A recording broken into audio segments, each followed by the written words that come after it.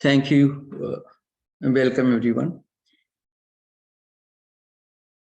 Om Sthapakaya cha dharmasya sarvadharmaswarupini avatara varisthaya Ramakrishnaya te namah. So we are continuing our discussion on the Purusha Suktam from the Rig Veda. There's a special reason why I mentioned Rig Veda, because Purusha Suktam is found in all the four Vedas with slight variations, except that in Samaveda, it is found only in a fragment, and Yajurveda it is quite long, and also Rigveda, but the most authentic version is found in the Rigveda. There are slight variations, and as we proceed, I shall try to point out some of the various versions in the four Vedas.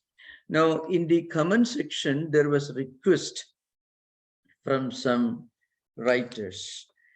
That is, in my previous classes, I tried to give a definition of Purusha. So what is Purusha? So one definition that was given was this Puri Shete Iti Purusha. I mean, Purusha is that divine spark, the divine reality, the immanent indweller, the inner divine spirit that is present in everything and everywhere. The immanent aspect of the divine, the all-pervading reality, which has got an immanent dimension. It's called Antaryami, means that which resides within all beings and which regulates and controls everything. So the definition that I gave was Purishededi Purusha. Purusha is that divine spark which resides within our body, and for that very reason, it means it is distinct from the body, different from the body, Sharirindriya Vidriktam, Atma, in the Upanishad and the Shankaracharya's commentary. So they thought that, some of them thought that this definition is part of Purusha Sukta. No, it is only a definition taken from other works where the word Purusha is defined in so many different ways. For example, Purusha Puri Sadhaka. This is Yaskas Niruktam, of course.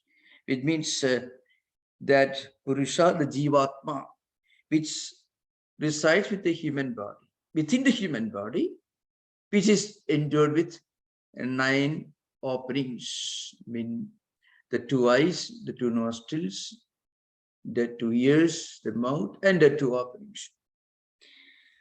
And then Purishete Purusha, that's the one which I quoted. It is found in Shankaracharya's commentary, but it closely follows Yaska's tradition, because Shankaracharya very often quotes Yaska's own definition. There is one definition that is exclusively from Shankaracharya, that is Pura Purameva iti Purusha. This one, Asit Pura Purameva iti Purusha. That supreme person, the cosmic person, the divine reality, which was there at the very beginning, which is the fundamental cause of everything that exists. These are some of the definitions. Purideke Sidadi Tishtadi Purusha.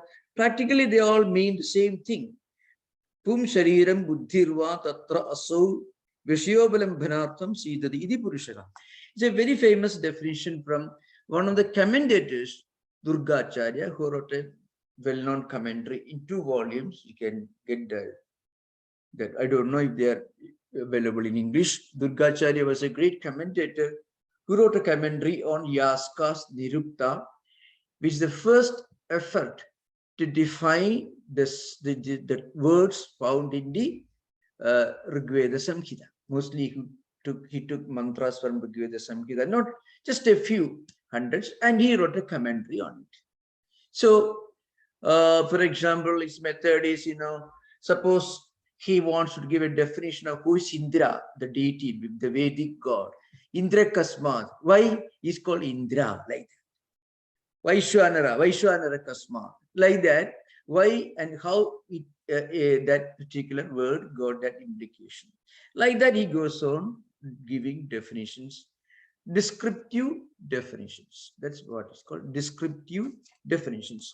So please remember, when you listen to this class, what I'm trying to do is to give an interpretation in modern English of the Purusha Suktam, especially the version found in the Rigveda Samhita, 10th Mandala, 90th Sukta, because it is found in other Yajurveda and also Atharva Veda, and as I mentioned, in scattered form in Samaveda.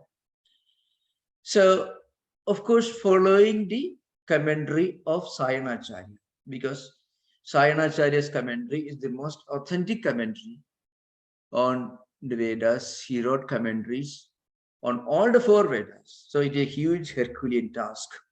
So I am trying to give in prose order Sayana's commentary. Often the language is slightly altered to make it more straightforward, because in Sanskrit sentences frequently, it may not be, it not just, the noun, verb, and then adjective, it doesn't follow in that order. So I'm trying to give it a prose order as far as possible.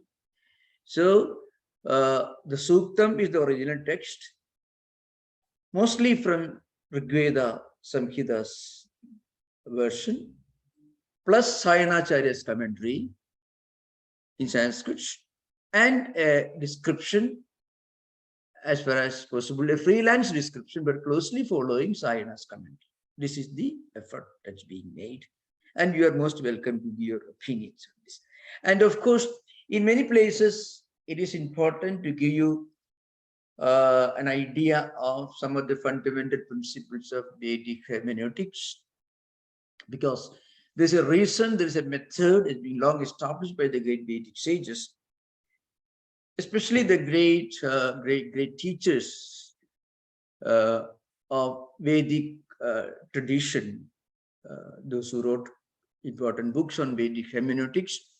They give some guidelines and fundamental principles which are supposed to be followed, which are supposed to be the authentic ways of interpreting the Vedic mantras.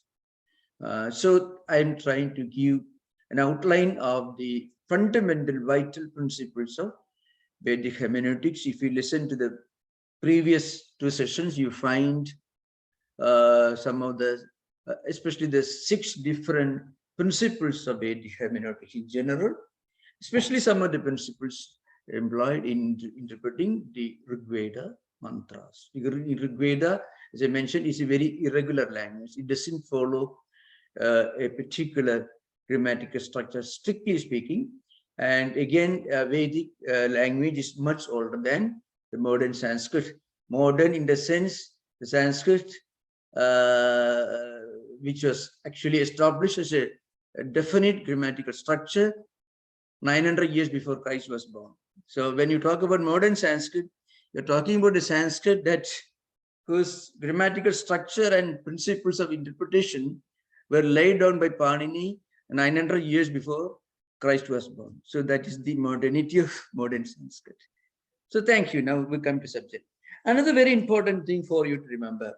Those of you, some of you may be following the scholarly tradition of Indian scholarly tradition. So if you look at the Bhagavata Purana, which is the most important devotional classic in Hindu Vedantic tradition, if we go to Dvitiya Skandha, Skandha may be called a book. There are 12 books, books not bound book section in that sense, 12 books in the Bhagavata Purana, which is more than 18,000 verses. And in that book, in the 2nd chapter, the transition from the the 5th chapter to 6th chapter. So second skandha, they call it Ditiya skandha, second skandha, the second book.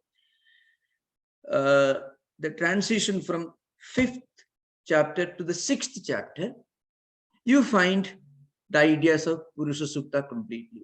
In fact, the commentator of Bhagavata Purana, Siddharacharya, says towards the end of the 5th chapter, chapter number 5 of the second skandha, Ditiya skandha of Bhagavata Purana, Siddharacharya says you can understand this section only if you know Purusha Sukta.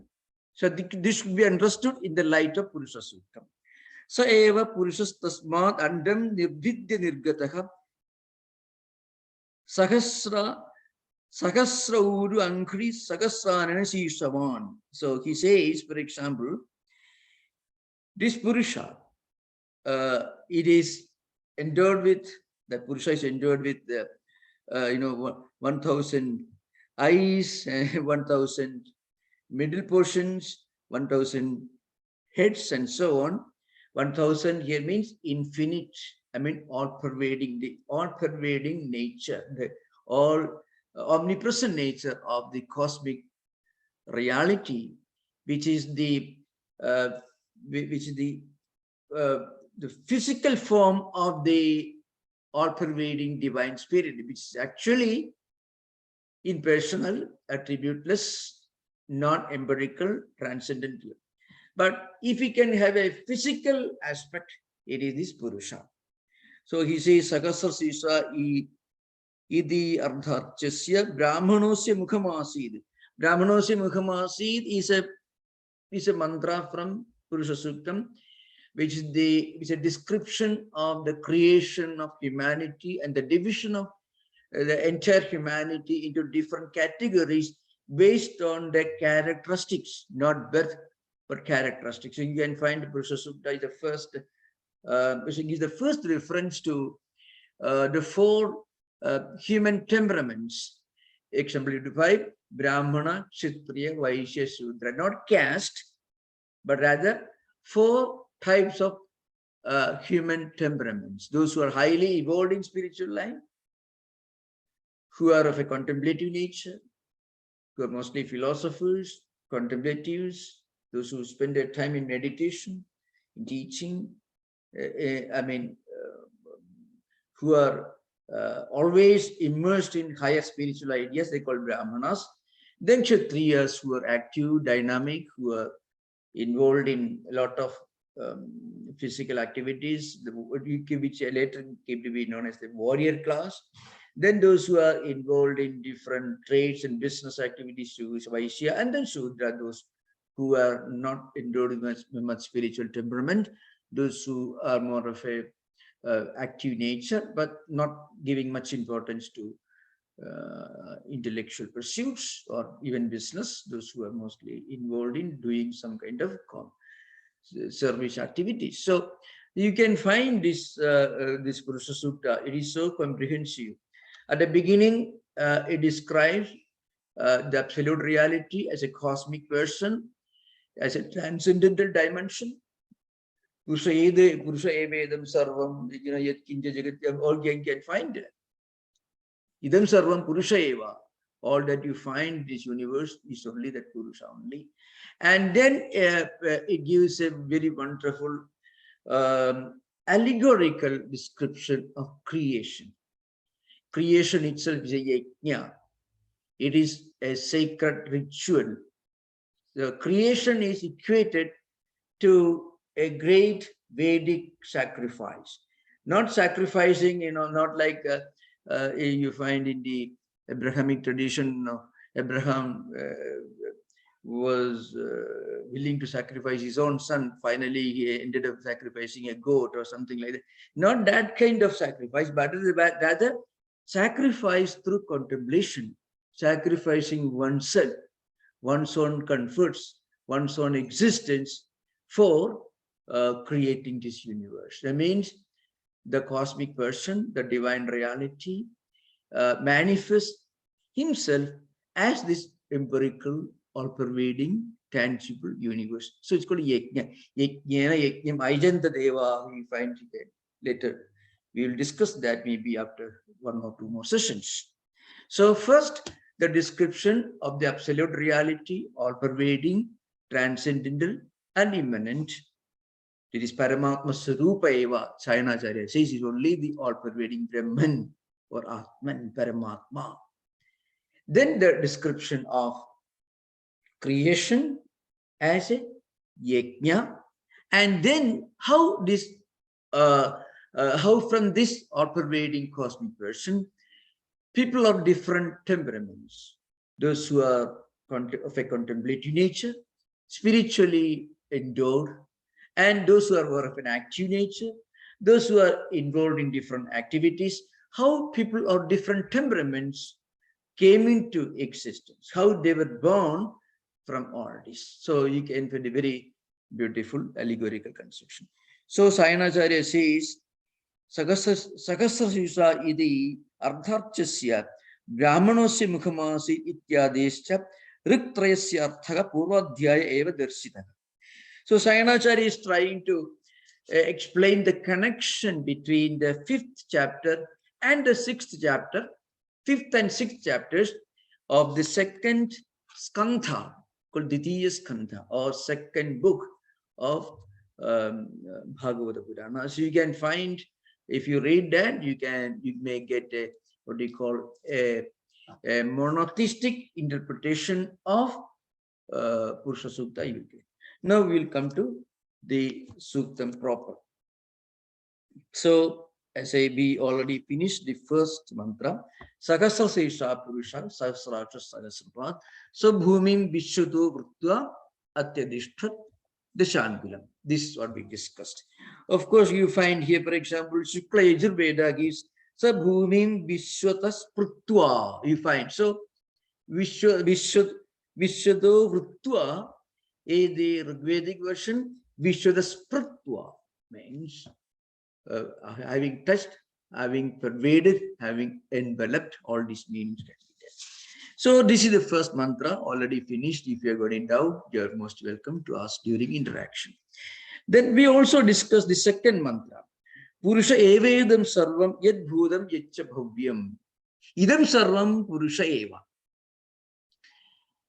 Whatever you see around you, with your eyes, you see, with eyes and mind together, cooperate when you see something and you come to know different visual objects. So also when the mind and ears come together, you come to know many things by hearing. So also all the other senses of perception, the sense of touch, sense of smell, sense of taste, all these cooperate with mind and you perceive, you comprehend different things. Okay, all days Purusha only. So Purusha Sukta will eventually tell you, out of 1/4 of this cosmic reality, this visible empirical phenomenal world exists, or it manifests, rather the 1/4 of the cosmic person manifests as the visible, this tangible empirical universe, which is subject to changes, where all living beings go through these cycles of birth, life, death, rebirth. In this way, the entire cosmos, the entire cosmos, the whole universe, in a cyclic order, goes through this wheel of coming to existence, existing. An insect may exist for a few minutes, a human being maybe for 100 years, the universe may be a few billions of years, but again they get dissolved in its original cause and also re-emerge. It is called sarga. Sarga is not creation, sarga is projection. So this Purusha, out of this Purusha, 1/4 projects as this visible universe, and this visible universe including all human beings or living beings, go through this wheel of the rotating wheel, the cycle of birth, death, rebirth, and again this rotating wheel. So it goes on like that. So this is the structure that we are going to discuss today. So Purusha Evedam Sarvam Yad Bhudam Yaccha Bhavyam.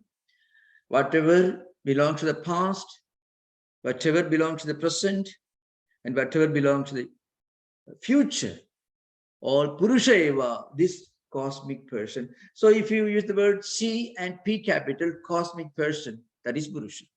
What is the Purusha? Purusha is only the entire cosmos, whatever you experience. And also that part of the reality which is beyond the empirical experience. What is within the sphere of your empirical experience is 1/4. Is again, it's an allegorical metaphor. Again, it's a great poem and also a great spiritual realization. It's a great spiritual realization and also a great poem. Actually, every great poem has got some kind of a spiritual realization behind it. If the poem is worth reading, I used to repeat again and again. Suppose you go to the market and buy a huge bundle of paper and a lot of wonderful pens, and you are very healthy and strong, and decide, I'm going to write poetry for the next 1 week. You work very hard, you are very muscular, very strong, you go and write. He's a carpenter making, no offense, please, carpenters, a chair or table, you may polish and make a wonderful table or chair, but you cannot write a great poetry like that. It should come to you unasked, uninvited. The poetry should catch you by the throat and make you write. That's how a great poet is born and a great poem is born. So that's why it's a poetry. This Purusha Suktam is a grand example of the sublime form of poetry.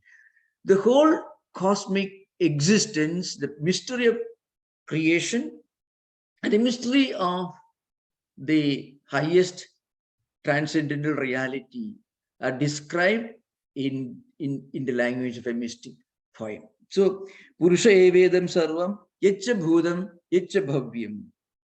Whatever belongs to the past, and whatever belongs to the future, and whatever is there before you, Purusha Eva, all is the cosmic person. And Udamrudatvasya Ishanaka Yat Annena Tirokati. So coming to the Bhashya, Yat Sarvam Vartamanam Jagat Sarvam Purusha Eva Sarvam Paramatma Rupa Eva. This is Sayana. Sayana was a great follower of Shankaracharya. So there's a great danger in listening to freelance interpretation of a great mystical poem. The danger is, unless that person should have a realization through meditation, spiritual practices, the great sages, like you can find Shankaracharya, Sri Ramakrishna, all these great saints and great spiritual teachers, they had the realization. Or you should have studied from a great teacher.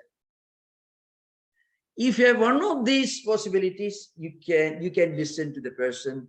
Either he is a realized person, or he is a person who has studied from a teacher, who has studied from a teacher, who again must be studied from his teacher. Otherwise, a freelance interpretation can be terribly dangerous. It's not only wrong, but it's actually very, very, very dangerous. So Sayana is the most authentic commentator. Let us listen to him, and after listening to him, let us use our own free will to interpret it whatever we want. So Sayanacharya says, Sarvam Purusheva Paramatma Rupa Eva. It is Atman, Paramatman, Brahman. That's what he says. Yad Bhudam Yaccha Bhavyam Atidam Jagat Bhavishyat Jagatcha Purusheva. It is very simple. Whatever belongs to the past, whatever belongs to the future, it's only Purusha. By implication, it also means called Upalakshana Nyaya. By implication, it means whatever belongs to the present also is Purusha. Again, Uta Amrutasya Ishana. And not only that, That Purusha is the master of Amritatum, of immortality. Once you realize your own identity with that Purusha, not the Purusha of Sankhya philosophy, the Purusha of Purusha Suktam, is Paramatma Rupa, means the all-pervading divine spark, Brahman. Once you realize this identity, your own identity with Brahman, then what happens? You also become immortal. So, apicha amaranatwasya, amaranam means deathlessness. Amaranatwam, deathlessness. So, once you realize, you also attain your own deathlessness. Yet annena tirokadi, yasmat karanat praninam bhojena annena nimitta bhudena sukiyam karanavastham adhikramya paridrushyamanam jagadavastham prapnum. So what it means is, once you realize this, you identify your own true nature with your own true nature. And not only that, same Brahman also manifests as the cause of this transmigratory cycle, which is regulated by the principles of the only word that Sanskrit karma phalam means the results of a karma. So according to Vedanta, according to even Sankhya, Yoga, Buddhism, we find whatever we do, whatever we experience, that becomes part of our personality. And we carry the subtle residual effects and results of our actions and experiences. And it becomes a samskara, a vritti, a samskara, a vasana, a sankalpa. And accordingly, we do things in future.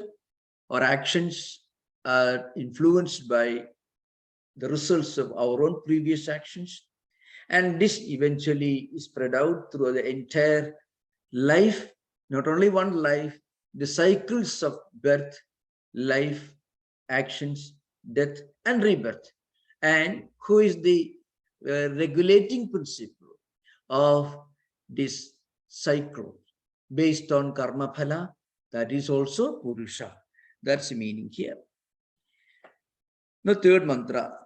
Etavan asya mahima adodhyayascha purushakha padosi vishwabhudani tribhadasyamrutam divi.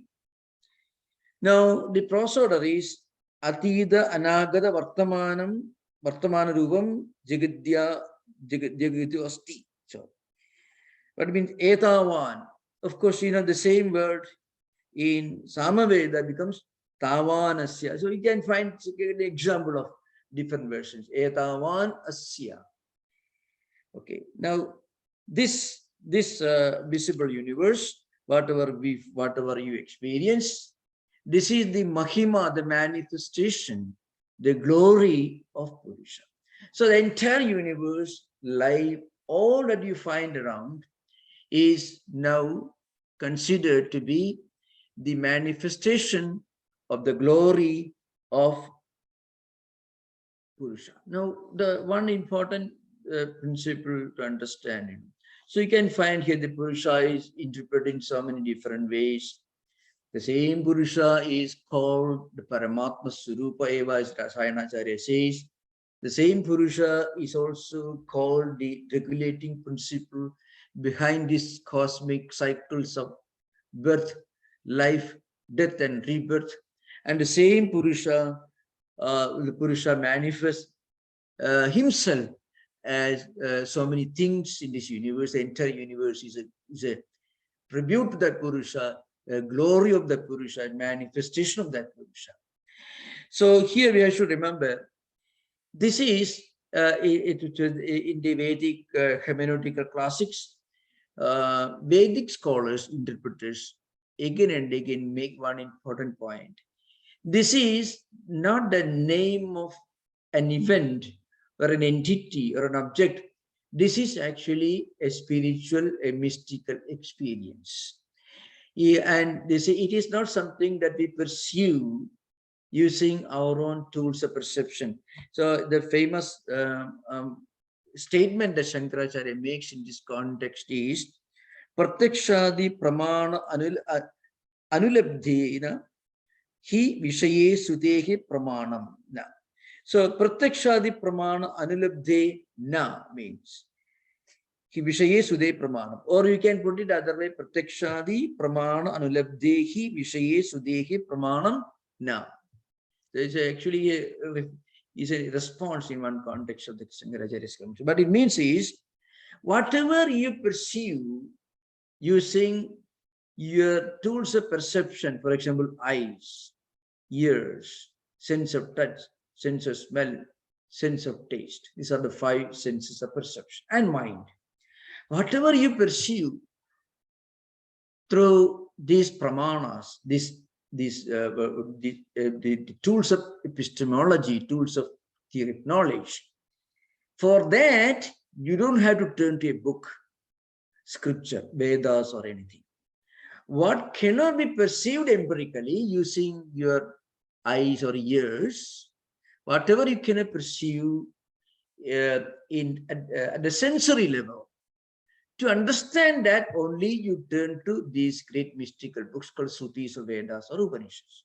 It's a fundamental principle, remember. So when we read this great poetical classic, Purusha Suktam, we should remember this is a realization of great sages in their own meditative experiences. This is an important thing to remember. Of course, Sayanacharya, the commentator of Vedas, he also makes it very clear. The same point he makes. He said these are important principles we have to keep in mind when we read these books. And in fact, it's interestingly, those who have read this Raymond Panikir's work, his Veda Manjari, called Vedic Experience, the great work, as I mentioned, it's not an exact translation. It is an attempt to catch the spirit of the Vedas through Western poetical, little poetical methods. So you find him translating many of the mantras into his own poetical form in modern English. He was, of course, a teacher. He was a professor in Southern California, I think so. So you find Vedic experience. So he also writes that.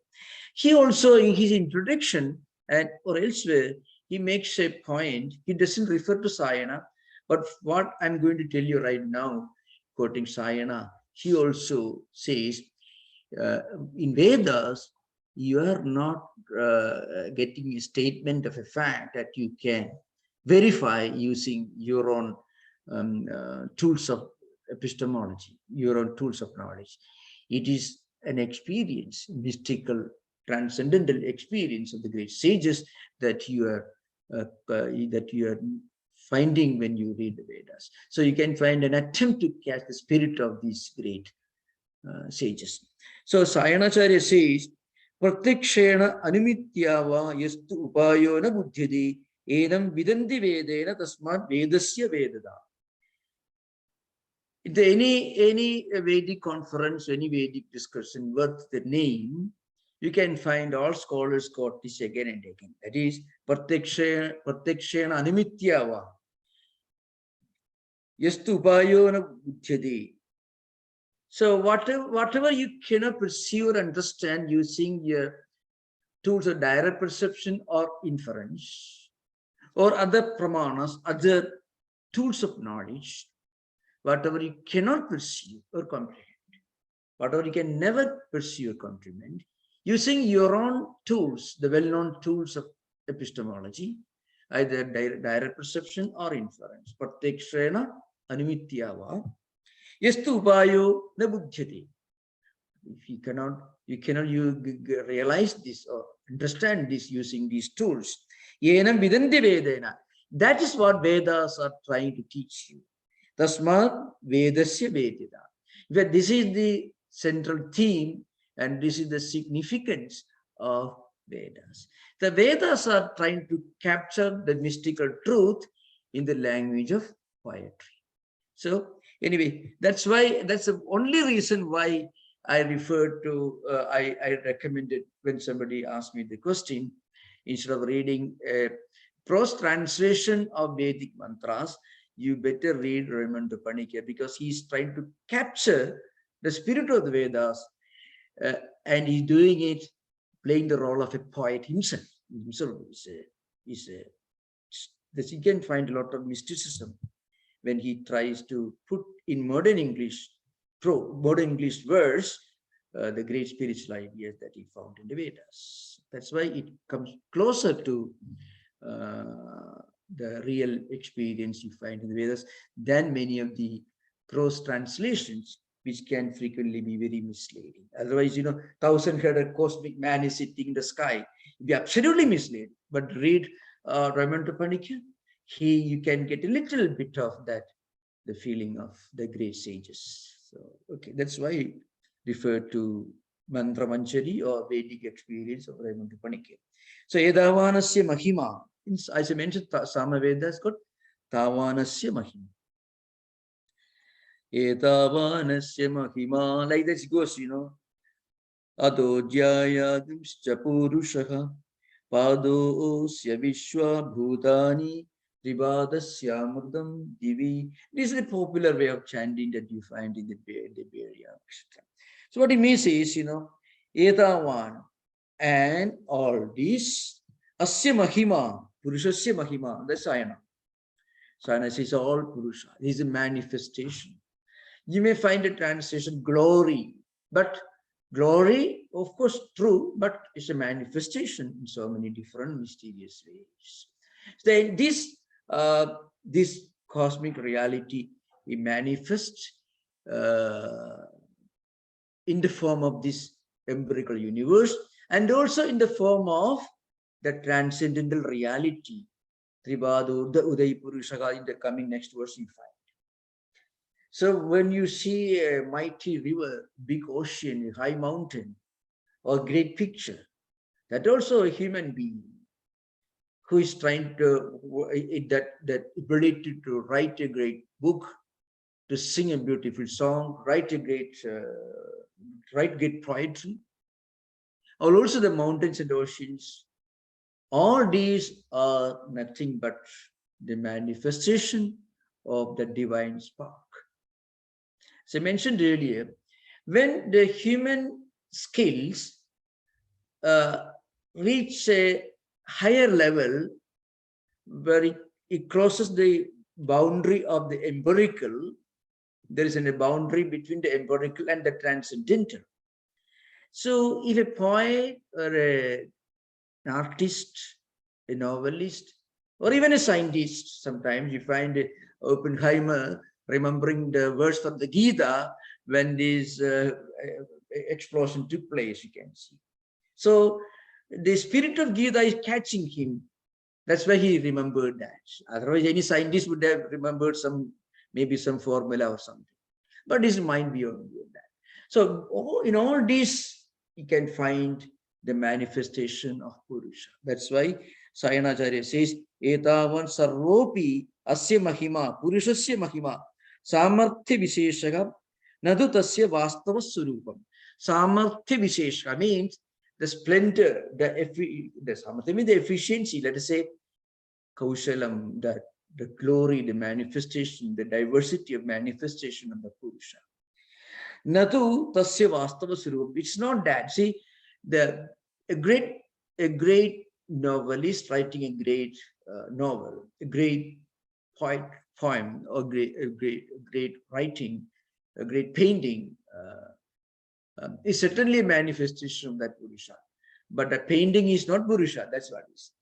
So, Natu tasya vastava surupam. You cannot say the painting is Atman. You cannot say great classical work is an Atman. So I mentioned, when the human skill crosses the boundary that divides between the empirical and the transcendental and reaches the transcendental, there you find the manifestation of art. That's important. So at the empirical level, it may be a good novel, but at the transcendental level, it may have a message. And that message may have something to do with spirituality. That's why when you write a really great book, you write a book, or maybe you read a great book, if it's true, you may find yourself the realities of your own life when you read Chekhov or Dostoevsky or Tolstoy. You can find your own friends, your own relatives, people whom you meet in the streets, sometimes living in the great poetical or maybe literary classics of these super geniuses in the field of writing or literature, you find. That's why when a great writer walks the street, he recruits the ordinary man walking the street, also becomes part of his literary imagination. He doesn't think and imagine, let me try to put it, then that would, no, you won't consider such a book worth spending money and buying and reading. It will be terribly boring. But when the spirit of Atman takes the form of a literary genius, and if he walks in the streets, he will recruit characters from the streets, from the markets, from everywhere. And so they become alive when you read, and you are able to connect with them. So that's also these Purushas. So that's why Sarvopi Purushasya Mahima, Samarthya Vishesha means a kind of a manifestation of the glory of Purusha, but should not be mistaken that is Purusha itself. No. That's why Nadu Tasya Vastava Sarupa. It's not its original, it's not the full form, it's only a manifestation. Purushaha ata jyayancha. So Mahimnobi Adisayena Adhikascha. So the Purusha has got another higher dimension, a dimension that goes beyond the empirical. And the poet will tell you that transcendental dimension is 3/4, and the empirical dimension only 1/4. Again, should not be taken mathematical in terms of mathematical accuracy. It is again a metaphor, is again a great allegory, because actually a poet can use an allegory, but the reader can capture the spirit, what the poet must have felt in him, and that's where the poet's genius comes into play. So etavan asya mahima. So this universe, belonging to the past, present, and future, is nothing but a manifestation of an aspect of glory of this Purusha. But in reality, Purusha is much higher. So Purushaga ataha dhyayan. Dhyayan, the pronunciation in chanting style may be different. Jaya, Gumsta, you find. So the Purusha himself is ataha dhyayan, is far higher, far superior, far much more. Vishwa Bhudani Asya Padaha. So whatever you see the empirical universe, including the human beings, and all the human skills, empirical skills, including all these, whatever you find in the coming mantra, the poet says, Sashanana Sane Abhi. So you find here things that eat and things that do not eat. I mean, human beings, living beings, and also, those who are endowed with the mind and senses and so on, and also the trees and mountains and valleys, that is achetana, that is anashana, things that don't eat. That's again poetical language. Those things which eat, animals, human beings, and so on, and those things that do not eat, the mountains and valleys. All these are different manifestations of that cosmic person, that Atman, at the empirical level, which is allegorically said to be 1/4. Sorry, 1/4. Yeah.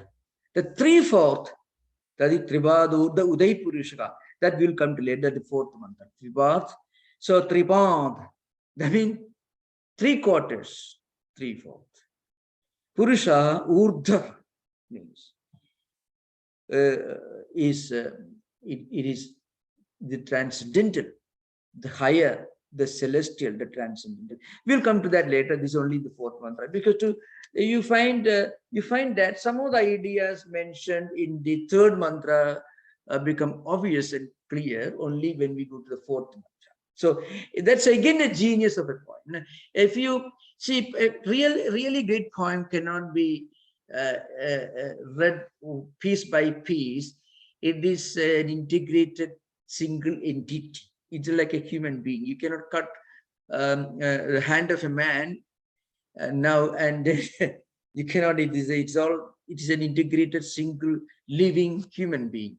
The living poem is classical poetry. An example of classical poetry has got a life in it. So you cannot read it in isolation.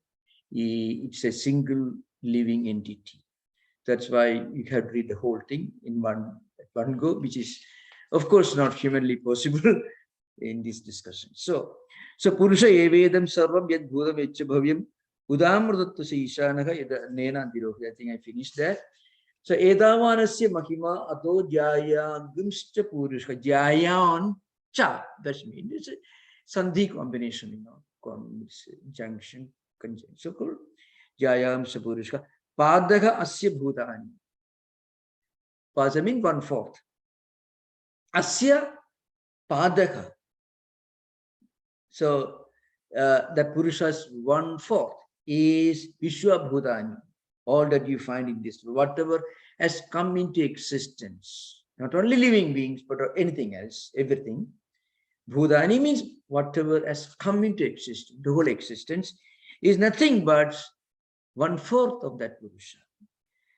And then, this is more important, Tribadasya Amurdam Divi. Asya Tribad Amurdam Divi. Sometimes in this prose order, you have to add Tishtati, existing like that. So, of this Purusha, 3/4 is at the transcendental level, at the celestial level, higher level. Means it is beyond time, space, and causation. It is the transcendental dimension. So the same transcendental dimension actually manifests at the empirical. So our own human personality can be called a micro dimension of this Purusha. So whatever you find in this universe is nothing but a micro dimension of that Purusha. That's why it is said that 3/4 of that Purusha is Amurdam. It is the eternal. It is the transcendental. Mahato Mahiyan. So you find Anoraniyan, Mahato Mahiyan, Atmas Jintoha Nihidam Gugayam, Tamakradu Pasyadishi Vidashoka Dhadu Prasadat Mahimanam Atmanaha. So that Atman word using Kathovanishan mantra, that is Purusha here. So that Purusha exists in all these empirical beings as Anoho, Aniyan, Mahato Mahiyan, as the smallest of the small in the empirical level and the largest of the large, the transcendental level. That's why Vishtrabhyahamidam Krishnam Ekam Sena Sthido Jagad Gita, you find Mamai Vamso Jiva Loge, Jiva Buddha Sanatanaka.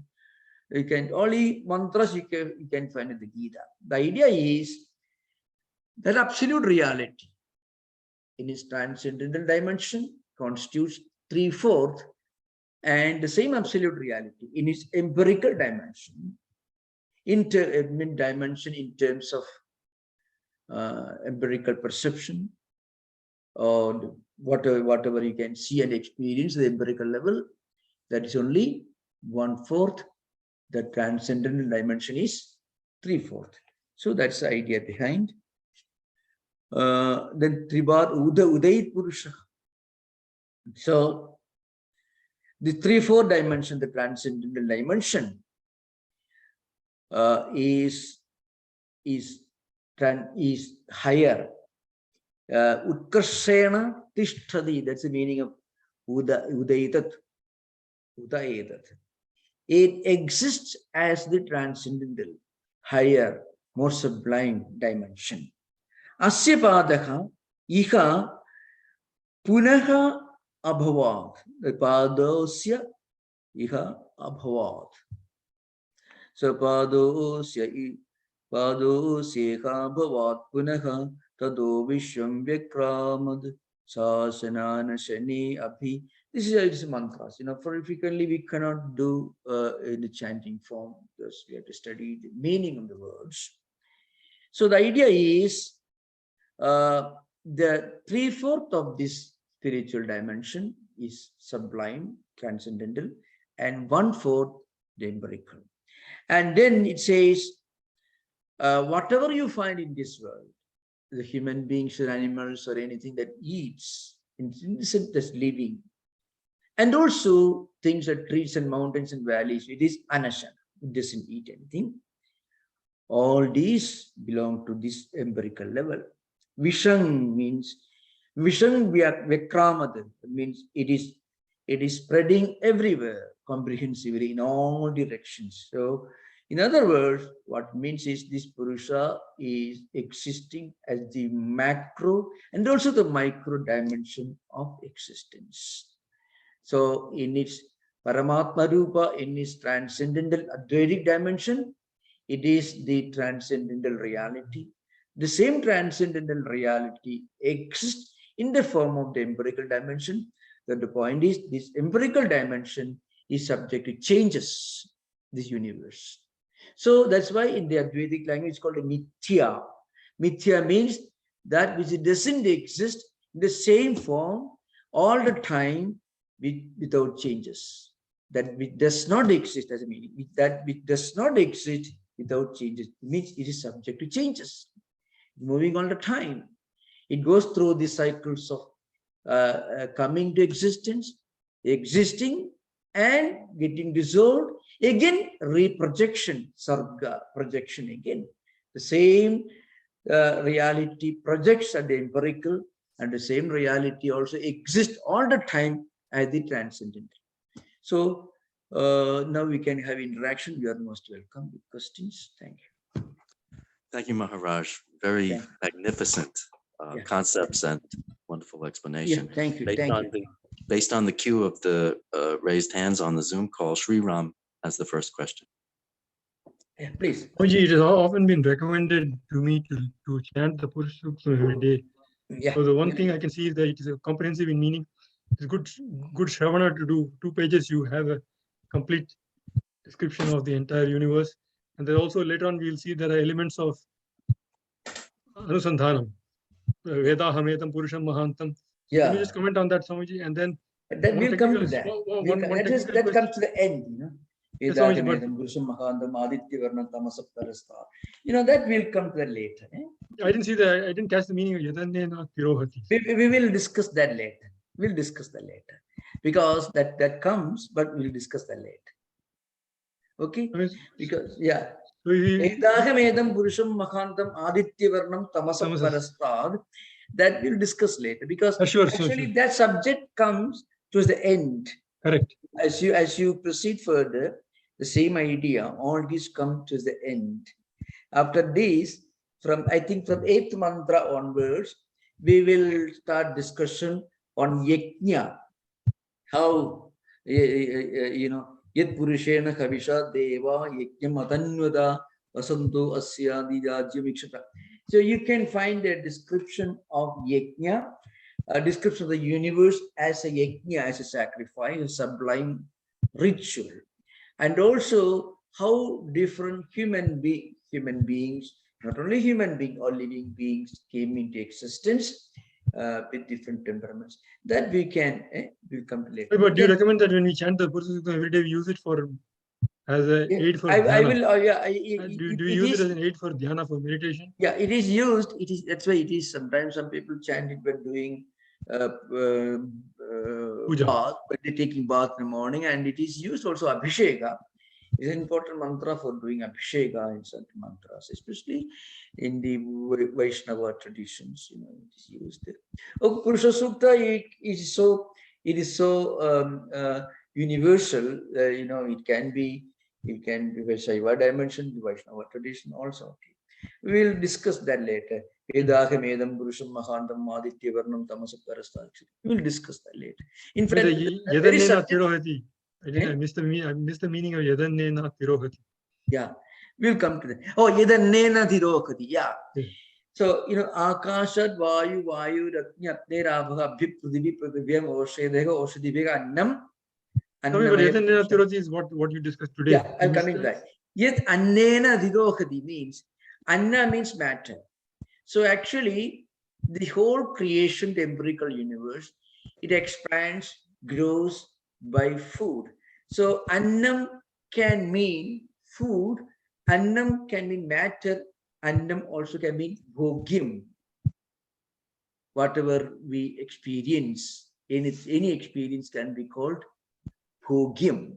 So yet annena zero means the entire universe, the whole creation of the empirical world is expanding, existing by through the karma phala. Bhogi means karma phala. So you can see whole humanity functions according to karma phala. Our actions, our behavior constitute our character. Our character again generates new actions, new experiences, and we go on sowing the seed, then harvesting, again sowing the seed, harvesting. In this way, this whole cosmic cycle of empirical existence continues like a wheel. So that is the meaning of bhogyam. The true meaning of anna here, philosophically speaking, it means bhogyam. Bhogyam means karma phalam. Karma phalam means, yeah, clear. Somebody, what you're saying is this statement is saying that the universe is governed by the law of karma. Yeah, that's true at the empirical level. Cause and action, cause and effect. Empirical level, but that empirical existence only empirical. It is subject to changes. The moment you realize that it is only empirical, at that moment you cross the boundary. See, I tell you, the moment we realize that this world is, well, it's only so much. When you realize that, you find that the realization comes at the same moment when you try to get a glimpse of the transcendental. Without getting a glimpse of the transcendental, you will not be able to realize the empirical nature of the empirical world. It's an important thing to remember. Without, see, it's not one after another. It happens simultaneously. This is even in our own life. When suppose you do something and you understand, well, it was a mistake, the realization that it was a mistake and you're crossing the boundary of that error, it happens simultaneously. It's an important thing. All the terrible villains of the world, history, if you look at it, they were never thought they did anything wrong. They never thought they had anything to apologize for. That's why they remain villains throughout their life. Those who realized that they made a mistake, they transcended that level. It's like that. The moment we understand that this this world, empirical world, it actually, see, Purusha evedam sarvam yad bhudam yad chabhavyam udamurdattasi ishanaha yad annena tirokhati. Annena means, the real meaning is atirokhati. See, look at Sayana. Yasmat karana praninan bhojena annena nimitta bhudena Sokiyang karanavastam adhikramya paridrishyamanam jagadavastam prapnodi. What it means? In fact, this Purusha is the regulating principle, the guiding principle behind this play of people doing different things, and they're enjoying or suffering their karma phalas, and again this cyclic life goes on rotating. And so that's the meaning, that Purusha is the regulating principle. That's why Annena Atirogadi means Jagadavastham Prapnoti. Because of these actions, people continue existing in this empirical world at the empirical level, because they are creating their own karma phalas, they're enjoying their own karma phalas, and this rotation continues all the time. That's the idea. Okay. Thank you, Maharaj. David, you're next. Most welcome. Yeah. David did not seen, did not visible. Hi, No. hello, Swami. Yeah, namaskar. Thank you. Thank you. I have two parts that my question. The first one is very simple. How do Yeah. you spell the poet's name that you mentioned, who translated into English, and how do you spell Sayana? Oh, Sayana. Sayana. Okay, and then Sayana. He was a great sage who wrote commentaries on the four Vedas. okay, and then you mentioned also the poet who translated into English that you referred to began with M. Yeah, long back, I think on the very first day, somebody requested me for some reference book.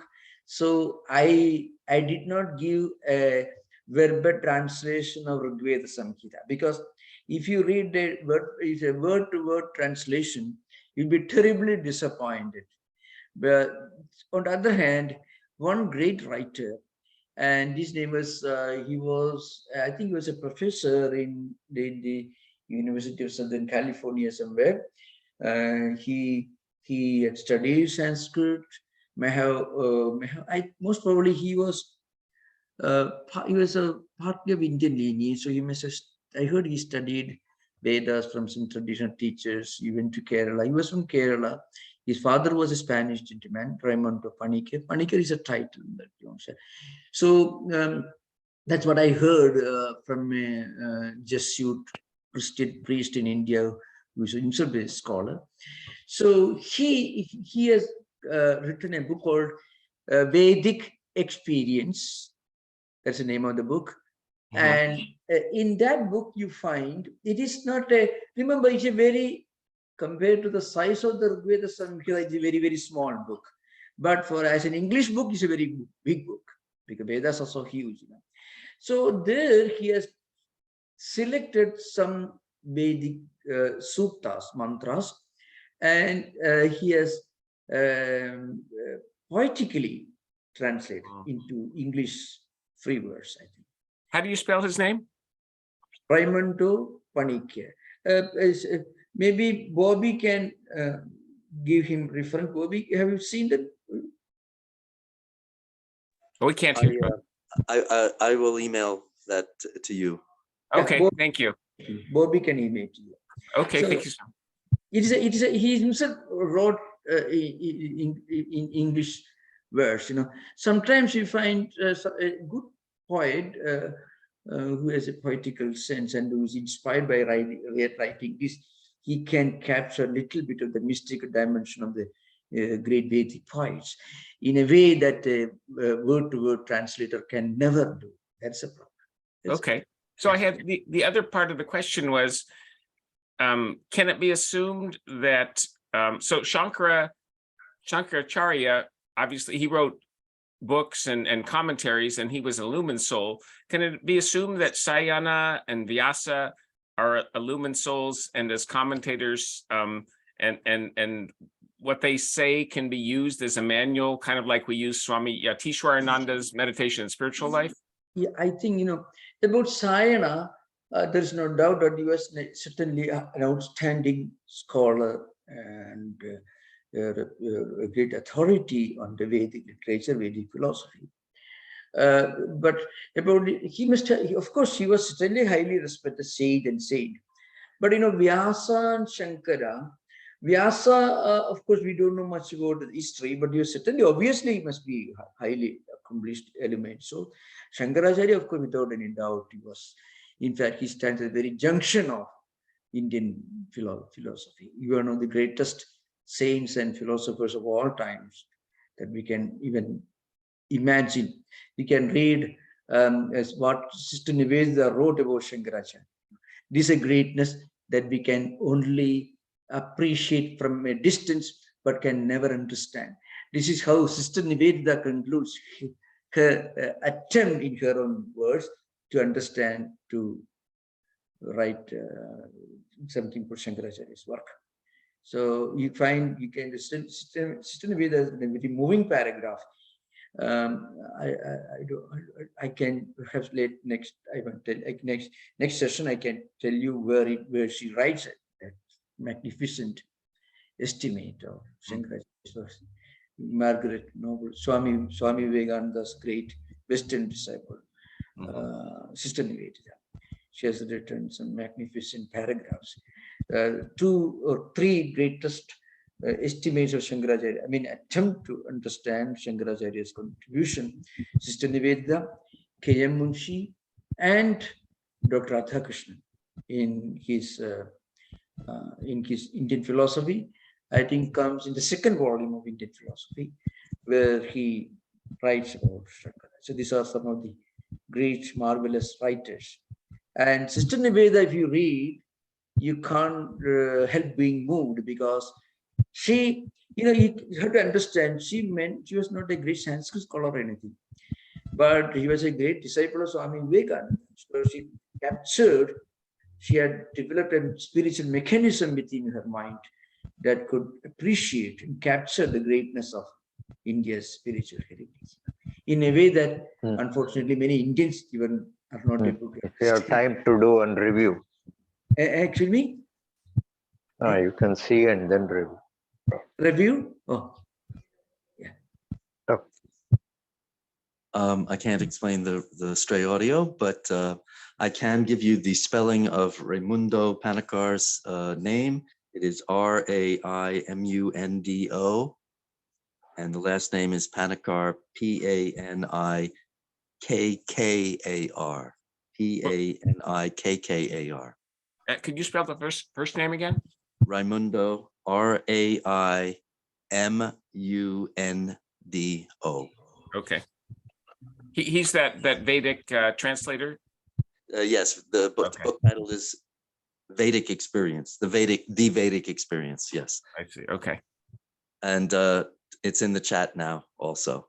Okay. Raimundo Panikkar. Thank you, Sanjay. Thank you. See that on Amazon Books, Google Books, etc., all over the web. Yeah. Maharaj, I don't see any more hands, nor are there any questions on the YouTube. Most welcome, yeah. So however, anyway, thank you for the great questions. So Swami, I did have though, can you use those writings as, like Shankara, one can use his writings as a manual? These other writers, are they just more interesting, or can they be used like? I won't dare to equate Raimundo Panikkar or anyone with Shankaracharya. I can't even imagine, can't even think of it. Shankaracharya is an outstanding spiritual teacher, And so Raimundo Panikkar comes very close to doing justice to the Vedic mantras through his skill in writing English poetry. So please don't equate Raimundo Panikkar. As Raimundo Panikkar will never forgive you if you compare him to Shankaracharya, because he was such a humble person.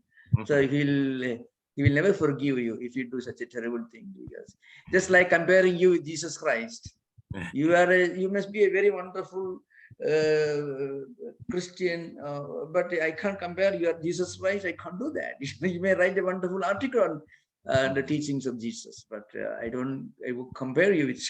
Okay, that's all. Thank you. Thanks again, Sanjay, for putting the link to Amazon up there. Yeah. And we will try to be humble in our receipt of Sri Panikar's poetical gifts. But, Yeah, the reason why I recommended the book is because it is better for English reading public to get a taste of the magnificence of Vedic poetry by reading somebody who could write poetry, trying to put in the ideas he got from Vedas, rather than reading a prose translation, which may or may not, which more likely won't do justice to the poetical aspect of Vedic poetry. That's the reason. Okay. yeah, in that light, I'm looking forward to reading it myself. Shay Felix, I apologize that your hand came up after I spoke Yeah. too soon, so you do have a Yeah, question. most welcome. Most welcome. Yeah. Thank you, Swami. Thank you. So you were speaking about how the Purusha Suktam and other Vedic Sukta, they are like poetic descriptions of the experiences of the rishis. And that's a very different concept than some who say that the Vedas are the literal word of God, or that any religious book is the literal word of God. Yeah. To me, it's quite a radical concept that it actually, I mean, it's Yeah. quite a radical difference between the two. Could you speak about that a bit? Yeah. Vedas are called word of God, not in the sense in which certain religious scriptures are called as coming from God, revealed directly word by word, comma by comma, not in that sense. In fact, the most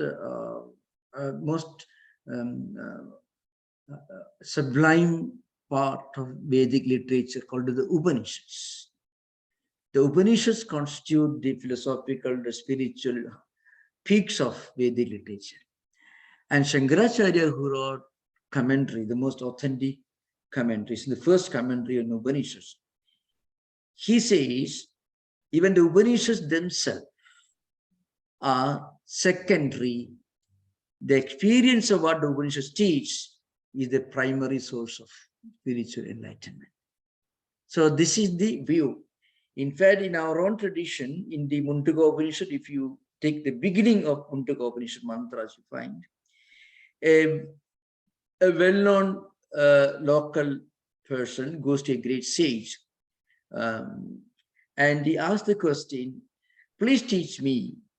And in answer to this, the sage tells him, there are two types of knowledge, the primary and the secondary. The secondary knowledge includes all the Vedas, all the books, the Bibles, everything. The primary knowledge is the experience that you should reach, you should obtain by practicing the spiritual disciplines mentioned in those books. So, Devi way, Tatra Paracha Paracha. Two types of knowledge. One is the supreme, that is spiritual experience. Then the secondary, the Vedas, and all the names are mentioned, Veda, Yajurveda, Samaveda, Atharvaveda, Purana, all possible branches of learning are mentioned to include, they are included in the category of secondary knowledge.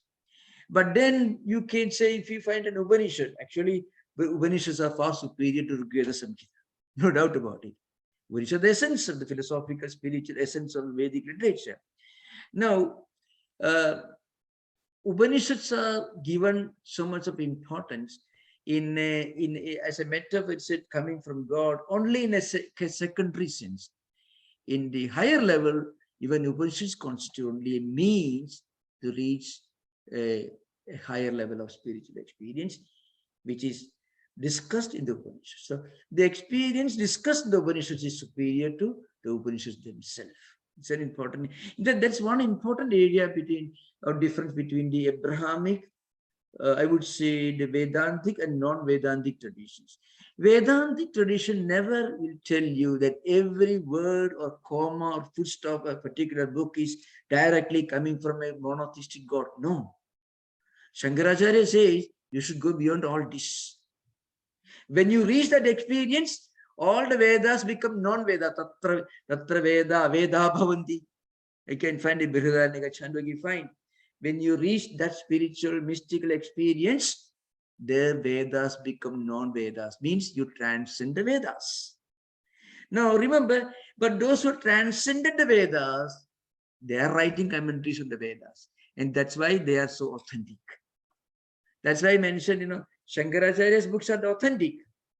You cannot, David asked me whether Raimondo Panigar book is as authentic as Shankaracharya.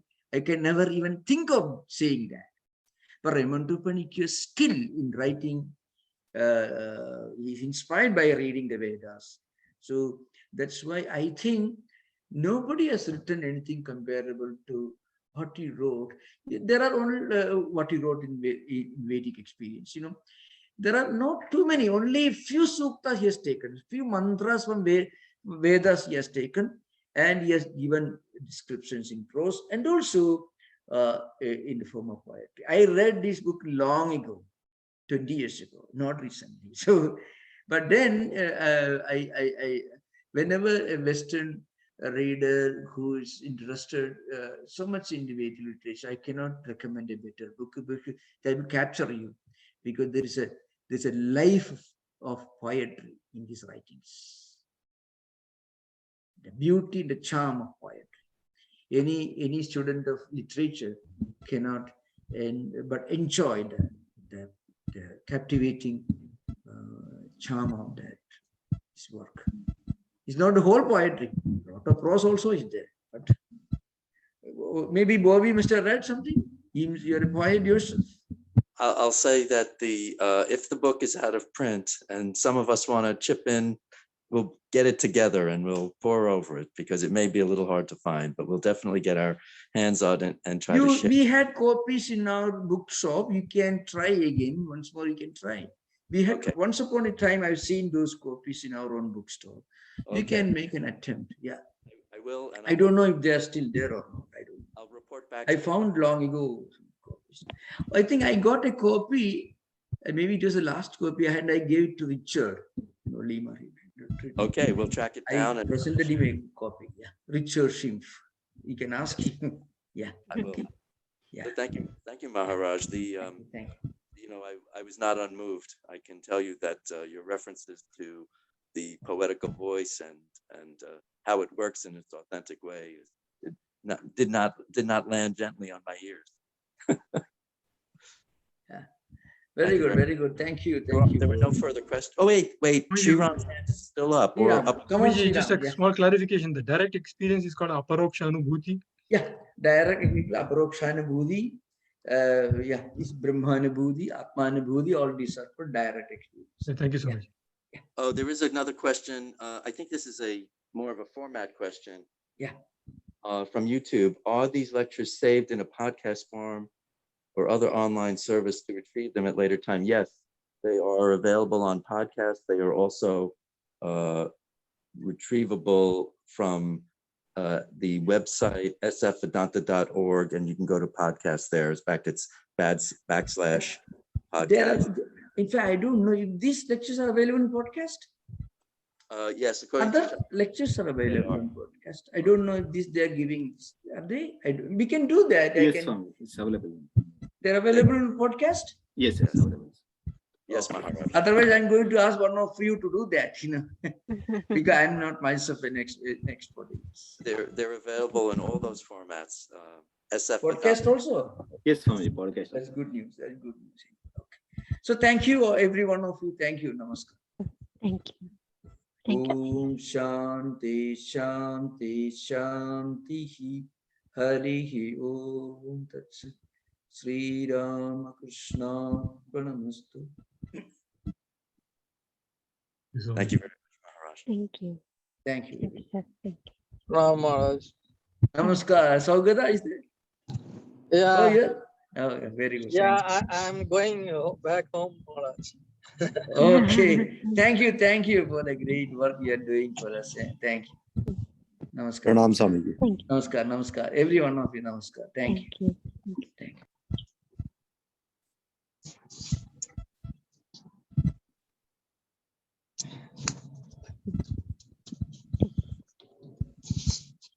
Good to see you, Sagata. Same here, Bobby.